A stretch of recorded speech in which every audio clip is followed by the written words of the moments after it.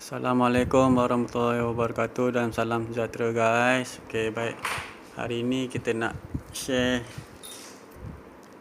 cara nak tukar tombol pintu yang sudah loose. Okey, mula-mula kita kena ganti ni lah. Ni dah diganti, dah dipasang yang baru. Cara nak pasang dia, kita tebuk lubang, bukan tebuk lubang, kita gunakan pemutar skru untuk ikat dia. Okey, ikut pusingan jam. Okey. Baik. Okey guys, lepas tu kita masuk tombol yang baru. Okey.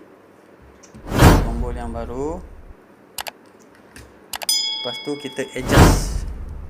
Okey, kita adjust supaya dia dalam kedudukan yang betul lah. Okey, lepas tu kita masukkan ni. Kita masukkan ini. Okey. Lepas kita masukkan ni, kita ikat skru ni.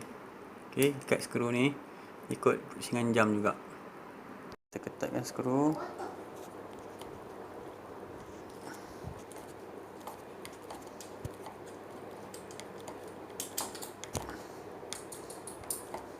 Okey, ketatkan skru atas dan bawah ikut pusingan jam.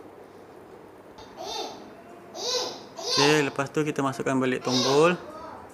Pastikan dia masuk. Okey, di lubang ni. Lubang ni masuk dekat penyangkut ni. Dekat penyangkut ni. Adjust sikit, okey.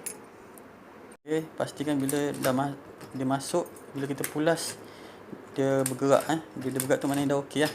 Okey. Lepas tu kita ketatkan penutup ni. Ketatkan. Okey. Okey, untuk ketatkan pun sama. Kita pulas. Ikut lauk pusingan jam. Okey, dah ketat. Okey, kita pergi belakang pula. Yang belakang ni kita kena bubuh skru. Okey, kena bubuh skru. Okey, yang ni kita kena buka dulu. Masukkan satu lapisan ni, kita masukkan skru. Okey, masukkan. Lepas tu ikat skru. Okey.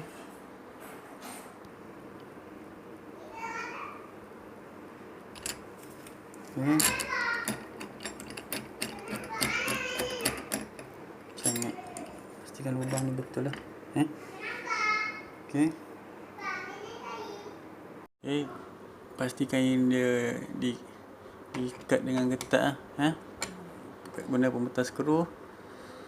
Pusing ikut arah jam Okay, lepas tu kita masukkan cap dia lah, penutup dia. Macam tu. Pastikan tengok tepi ni masuk pada lubang dia. Okey. Lepas tu tekan lah. Okey, tekan. Baik, last kali kita masukkan tombol dia lah. Okey. Tombol untuk dari dalam. Okey, masukkan pelan. Okey, tengok. Sini ada dia punya lubang dia. Okey, pastikan dia masuk betul dan dia ada lock dia kat situ. Tekan. Okey. Bila bunyi tak tu maksudnya dah masuk lah. Okey. Dah. Macam itulah saja. Okey. Siap. Okey. Baik.